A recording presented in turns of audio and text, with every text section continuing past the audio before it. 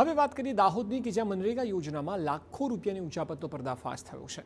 દાહોદના ધાનપુર તાલુકાના પીપોદરા ગામમાં મનરેગા યોજનામાં કાગળ પર કામ બતાવીને લાખો રૂપિયાની ઉચાપતનો આક્ષેપ સામે આવ્યો।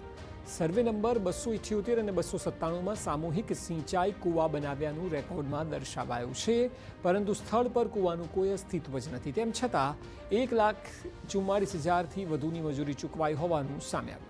સ્થાનિકોનો આરોપ છે કે 301 અને 302 સહિતના અન્ય કામોમાં પણ ગેરરીતિ થઈ છે। ગ્રામજનોએ જિલ્લા વિકાસ અધિકારી અને તાલુકા વિકાસ અધિકારીને આખા મામલે રજૂઆત કરી છે। સરપંચ, તેમના પતિ, તલાટી, ટેકનિકલ આસિસ્ટન્ટ અને ગ્રામ રોજગાર સેવકની મિલીભગતથી કૌભાંડ આચરાયું હોવાની ફરિયાદ કર્યા છતાં તંત્ર કાર્યવાહી ન કરી રહ્યું હોવાનો આરોપ લાગી રહ્યો છે।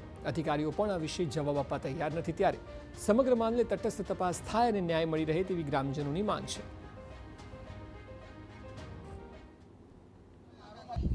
એના માટે અમે બધી જગ્યાએ આ મતલબ અરજીઓ આપી તો છતાં કોઈ તપાસ આવી નથી આજ દિન સુધી।